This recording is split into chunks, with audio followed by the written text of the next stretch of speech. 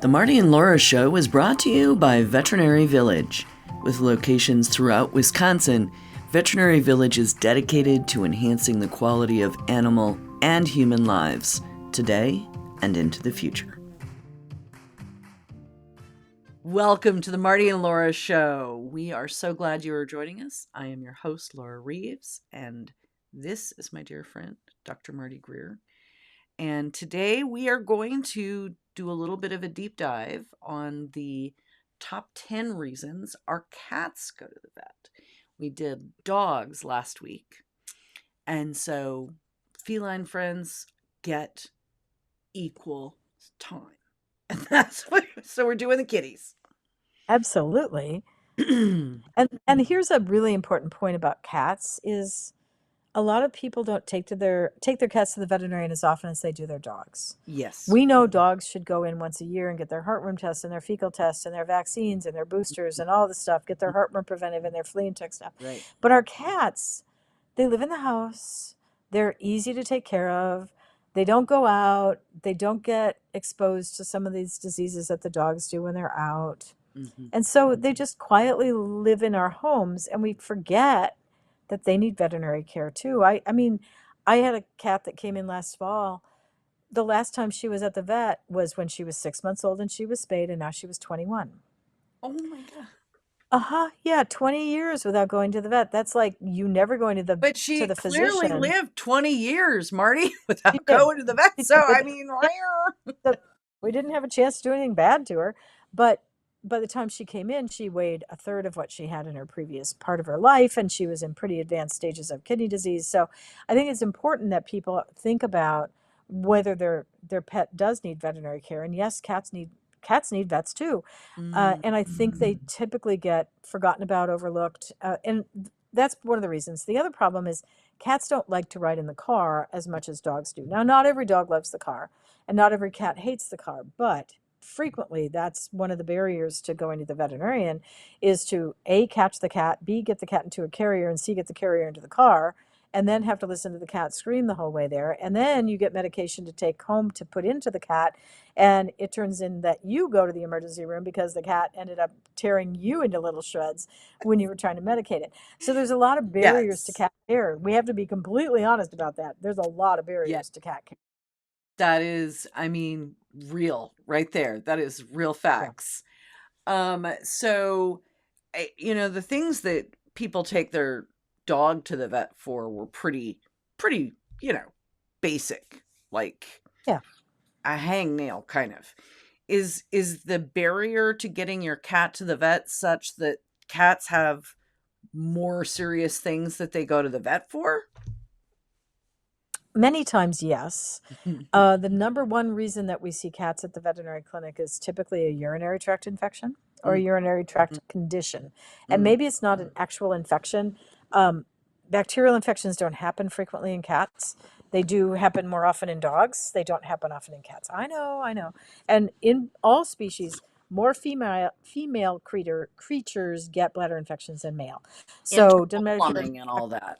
Yeah, cow, horse, human, dog, cat, doesn't matter. Cats are, females are always more frequently affected. So urinary tract infections are really, or urinary tract disease in the cat is a big deal because when cats have urinary tract problems, they tend not to use the litter box. And when you don't use the litter box, that becomes a behavioral issue. And a behavioral issue that makes your house permanently smell terrible can be life-threatening. If your dog urinates on the floor, you clean it up and you take them to that because you think it's a bladder infection. The cat urinates on the floor and you're never sure if it's because they're marking territory or because they didn't like the smell of the cat litter that you bought, or if the door to the laundry room got closed and they couldn't get in there to use the box, or the other cat was laying in the hall and said, you can't go down this hall. And so the cat used your laundry basket instead. I mean, there's all these things that happen. So cats are a whole different experience than dogs. So urinary tract disease is pretty common. And most of the time, like I said, it's not bacterial. They used to think that maybe it was a mycoplasma, maybe it was viral. Nobody's been able to prove that. There is definitely a correlation with stress and urinary tract problems in cats. And it's kind of interesting because when I was a first-year veterinarian... What stresses out a cat? I mean, seriously, what stresses out a cat? Well, let me name the ways. Let's see. You got a new dog. You got a new puppy. You moved the Christmas tree into the corner where they always sat on the window ledge to look out. You changed the color of the drapes. You changed the smell of your liners of your garbage can. Oh, You came home late. You came home early. You changed cat food. You changed the bowl. You name it, and a cat will stress over it because really? it's a cat. Cats Huh. are much more delicate than we think they are. Huh. They're not as aloof as we think they are, but they are very sensitive to environmental changes. Cats like things the same every day, all the time, for their whole life. That could Cats don't explain like, why cats and I have never gotten along all that well. yeah, cats don't like change. So and that's always the question that we have if a cat starts urinating outside the box is it medical? Is it behavioral? And so we'll do a urinalysis, see if there's anything that looks unusual in the urine. We'll look at the bladder on an ultrasound, and then we'll talk about what happened in the cat. The kid moved away from college. The kid moved home from college. The kid moved home from college with a girlfriend. The kid moved home from college with a ferret. You name it, and it's just like, whoa, baby, I can't deal with this. I'm a cat. So this is the way cats are. You didn't close the drapes the same way that you did last time. Yeah. Just saying. I mean, fluffy potted plants shouldn't be that fragile. They're very fragile creatures, and we don't always understand them very well. And I think cats are really great creatures to live with, but you have to you have to speak cat to understand Mm-hmm. it. Mm-hmm. And people who don't love cats have never had a great cat. But and once you've had a great cat, I mean, they are truly a great pet. Mm. But people don't understand cats the way they understand dogs. They are not this cats are not small dogs. I believe I say this every week. Yeah. Yeah. I definitely did not get the cat gene. So Yeah, okay. So got it. bladder problems. Yep, What very else? common. Kidney disease is also very common, which is Okay. different than bladder. And I Oh, think it's important to make that distinction is kidney disease is typically something we see in the elderly cat, super common in elderly cats. And they will start to frequently have kidney disease as they become 12, 15, 18 years old. yeah. And they will start to drink more, urinate more, lose weight, and not eat particularly well. And by the time we see them, they'll oftentimes come in with having lost half to two-thirds of their body weight. The same with thyroid disease, so we'll talk about that. But those are both really common diseases that we Mm. see in elderly cats. And cats, so dogs with kidney disease usually live a very short period of time once they're diagnosed. It's a pretty short-term disease. In cats, they can live for years, not decades, but years with kidney disease. And when they start to fail, we will frequently have owners that will put them on sub-Q fluids. They'll learn how to do this at home. They give it on a couple times a week or a daily basis, and the cats tolerate it well, and it will prolong their life very, very effectively with very good quality of life. So I think people that have the diagnosis made that their cat's in kidney failure should know that they may have some good options for long-term management that we don't have if you're used to that being a dog thing. That's good. That's good. Yeah. So then we have the other side of the things that make cats urinate and lose weight, and that's diabetes and thyroid disease. Mm. So those are the three metabolic diseases we most frequently see in elderly cats. We can also see cancer. That's listed as one of the four most common reasons that cats lose weight. So kidney disease, thyroid disease, diabetes, and cancer. But gosh, I'm going to tell you, we see way less cancer than we see diabetes, kidney disease, and thyroid disease in cats. So important that we know the distinction on those. So if you have an older cat that's starting to lose some body condition, lose weight, um, not look like it's quite as thrifty as it was Mm. before, just isn't as robust, you need to go to the vet, get some blood work done, get some urine testing done, because these diseases have pretty good treatment options for you. Yep. So I don't think people should just go, oh, well, she's old or he's old, I'm just going to give up on him, because these cats will live years with the right management, much more easily than dogs will with some of the same conditions. When cats are diabetic, we do have pills now. There's two companies that make a diabetic medication that's a tablet form, so it's not always insulin.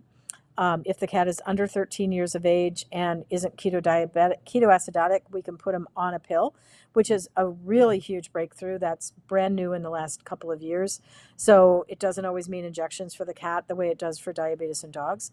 And so we can really get these cats in a very very good place. And cats don't lose their vision the way dogs and people do with diabetes. So I think that's Oh, an important distinction. huge. And then thyroid disease in cats is really interesting because they lose a significant amount of weight. They eat ravenously. They zoom around the house like they're kittens when they're Is it hyperthyroid and fur 15 or years old. hypo? Hyper in cats, hypo Uh, in dogs. right. And Okay. it's very rare for those two to cross over. Now, I used to say there were never hyperthyroid dogs, and now I have two German Shorthairs that I've taken care of, unrelated to each other, at least as far as I could tell genetically, that were hyperthyroid. They had cancer of the thyroid, not common, but Mm, cancer of the thyroid in cats is very common, but it's almost always a benign tumor. It's in the neck. You can feel the thyroid gland as it gets bigger. So these cats come in zooming around like crazy. They lose weight, they eat ravenously, and they're losing weight in spite of the fact that they're eating 3 or 4 times the amount of food they mm, used to, mm, and their heart rates go up, and they can actually develop almost a toxicosis from their own thyroid affecting their cardiac function, their heart function. So again, this is a really great disease for a cat to have because we have 4 good treatments for cats that are hyperthyroid.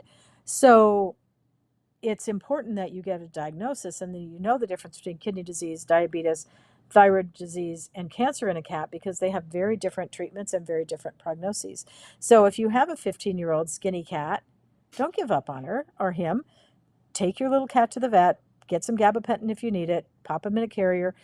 Make sure you get the cat in the carrier a couple of hours before your veterinary appointment because every day we have someone that calls and says, I got the cat, it's under the bed, can't get there. So get him used to the carrier, get him in the carrier, get your gabapentin, get the whole thing going, and get into the vet because these cats can do very, very well with the right mm. management. So don't just go, he's old, I'm done.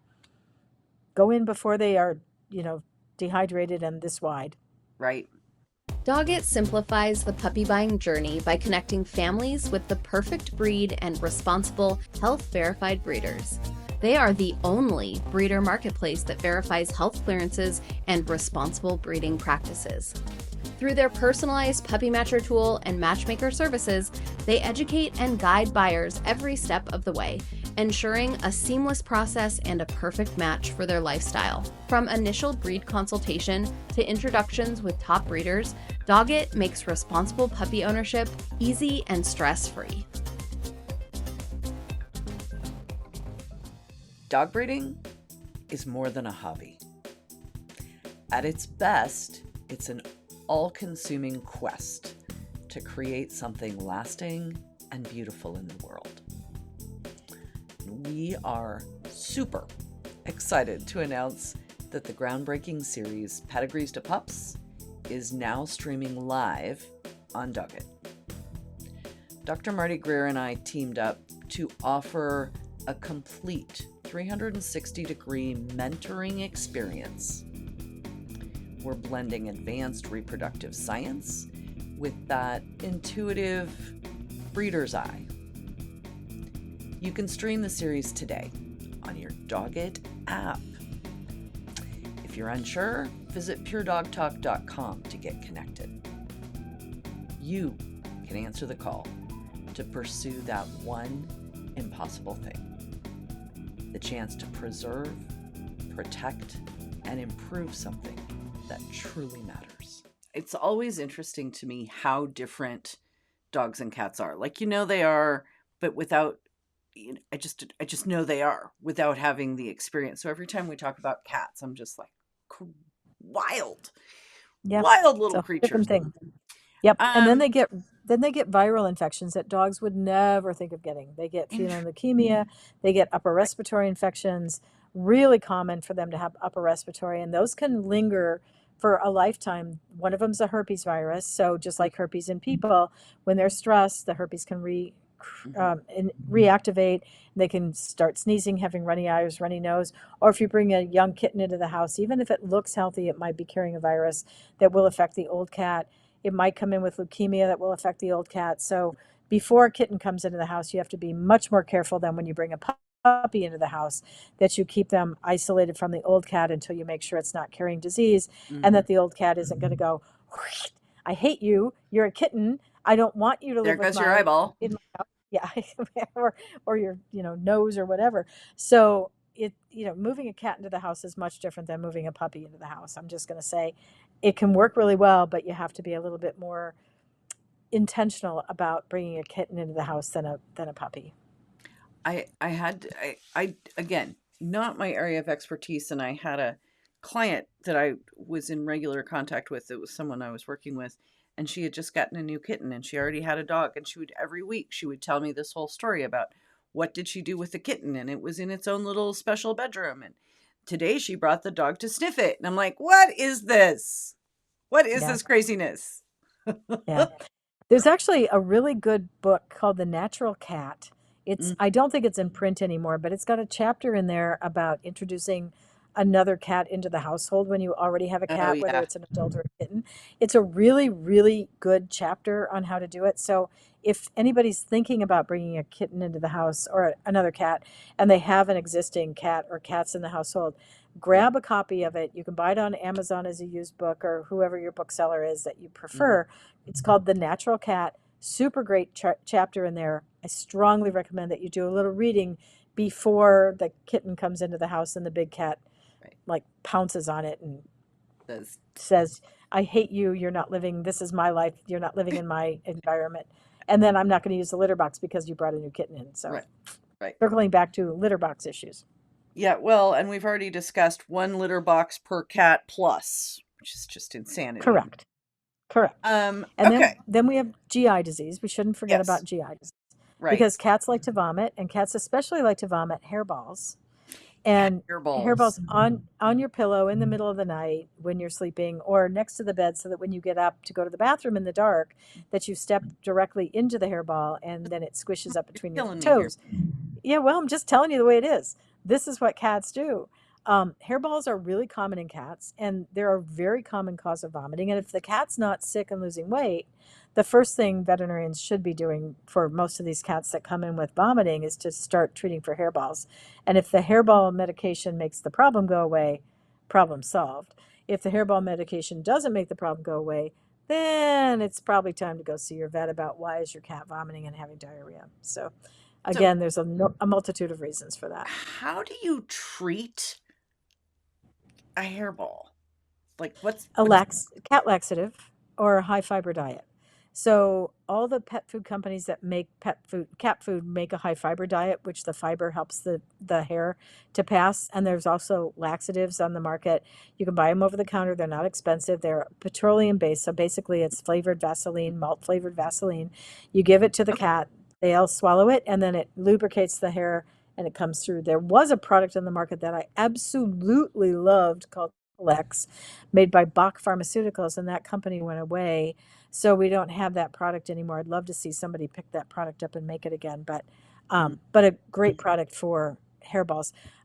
But yeah, when the it was a pretty funny story because when the vet school in Madison first got their endoscope, they were super excited about being able to scope cats and dogs that were in for vomiting and making diagnoses. Mm. And their story goes, well, we had all these cats that would come in and they'd be in for vomiting, be like, oh, good, let's do the endoscope and see what the problem is. And nine times out of 10, they were pulling a hairball out and going, well, I guess we didn't really need to put the cat under anesthesia and do an endoscopic procedure because could have just put it on a laxative. So the rule of thumb is, in my world, is you put them on a laxative first, and if it doesn't resolve the issue, then you treat with or you do some additional diagnostics and some treatment for vomiting. So not unusual, not a big deal. But Okay. cats will have intestinal lymphoma. They have all Mm, kinds of inflammatory bowel disease. There's mm, lots and lots of reasons that cats have vomiting and or diarrhea besides hairballs. But that's the place to start. fascinating. What else is on our list for our kitty friends? Wound infections, if they live in a multiple cat household or go outside, cats Mhm. do have a tendency to bite each other, and when they bite, they get really nasty infections. So that's pretty common. And When they otherwise, bite man, you, it happens too. May I introduce you yeah, to the oh pet? yeah, yeah, it's pretty ugly. So those are kind of the big things that we see in cats Mm. for it, and then there's some behavioral issues, but those are typically that the cat was started to just bite people or started to scratch people or whatever. So it's really not their medical problem. It's really that we don't want to live with a cat that's not safe to live with. So behavioral issues are relatively commonly seen by veterinarians and behaviorists. So those are kind of the big one, the Big 10 for cats. That is crazy. So now I need to know, because, you know, rabbit holes and squirrels, I need to know how you do behavioral modification on a cat. Well, it depends on what behavior you're trying to modify. If it's a litter box, it's different than if it's biting or scratching, which I, is different than if getting a cats cat that aggression. bite. How do you, I just, like, seriously, it's not like you can, I don't know, how do you train a cat? Like, this is a whole conversation I need to know about. Well, oftentimes it involves medications because cats do respond well to gabapentin, buspirone, some of the really nice pharmaceutical agents that we have for cats. There's a product that's a pheromone similar to the Adaptil that we have for dogs. We Oh, have Feel Away for cats. mm. So there's a lot of different things that can be done with these cats. So it just depends on what behavior you're trying to modify. Sometimes it's changing the lifestyle of the cat. So changing the number of litter boxes, changing the number of shelves you have on your cat tree, changing whether the cat goes out or not goes out, Mm. changing how the cats live in the same environment. Do you have to have more than one family of cats living in your home so that they don't commingle? It may be just keeping them away from the toddler so that the toddler doesn't try to pick up the cat by its tail and, Well, that should put never the tail in happen. its mouth. Nobody Yeah, should do that. That's well, wrong. no, but it's reality. It happens because 2-year-olds are pretty hard to train. So Pretty we do sure that see. I got in trouble for throwing the cat in the swimming pool the only time there was ever a cat around our house. I can see that that might have been a problem for your parents and the cat. Didn't end well. Yeah, It wasn't yeah, a I deep understand. swimming pool. It was only a wading pool, but still. Still, cats. Most cats aren't real fond of the Not water a fan. Not a kind fan. of features that you are providing it. So probably not. So yeah, that's kind of the way it is. But cats are great creatures. They're wonderful to live with, but they are not. I think They're they're not the really same as living with pretty. a dog. I think they're They really are. pretty. I love how pretty they are.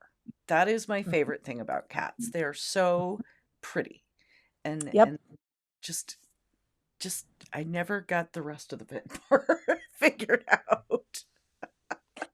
I think they're great, but Mm. they're not for everyone. But like I said, if you've Dogs lived aren't with a great either. I mean, cat, there's plenty of no, they're people not. that don't want a dog spitting and shedding and bleh, all the stuff. So it's what makes the world go round. There is a fantastic pet for every single person. Indeed, there is. It Awesome. may be a hermit crab, it may be a rat, it may be a Sometimes bunny, it's a it may be a goldfish. snake. Yep. But Sometimes yes, it's a there's a gold. great pet for everyone that wants a pet. You just have to find what suits your needs and Yep. and how it fits into your lifestyle. That's the important Yep. thing. Well, and I know people who are just super passionate about snakes. I Yep. would personally rather die. Rats, and like everybody finds the thing they love. And I think that Yep. that is the beauty of what we get to do when we talk about our Yep. pets. So, Yep, for sure. For all right. sure. All right, Marty, thanks so much. I'm looking forward to talking to you again next week. Sounds great. All Take right. care. Hey, friends. Did you know that the Marty and Laura Show website has a special page just for young animal lovers? Whether your child is meeting their first pet or already dreaming of becoming a veterinarian, Kids Corner is a place to explore animals through creativity, curiosity, and age-appropriate learning. Designed for young animal lovers and their families, these resources encourage empathy, responsibility, and a lifelong love of pets. Start off with a free coloring page. That's right. A new coloring page is available regularly. Download one free and check back often for new designs. And if you love that free page, take your coloring adventure further with the 10-page Color Me Pets coloring pack for just $5. Each page is filled with adorable, breed-specific dogs and fun educational prompts that spark creativity and curiosity. This pack is perfect for kids who want to explore, who want to color, and who want to discover more about pets. It encourages careful observation, fine motor skills, and an appreciation for animals, all while providing hours of fun. Plus, it's an easy, printable download, perfect for rainy days, long car rides, or creative play at home. Artwork by award-winning artist Sandy Mesmer, the Color Me Canine collection brings even more adorable pets and fun designs. Explore full coloring books available online through Sandy's shop link on our page.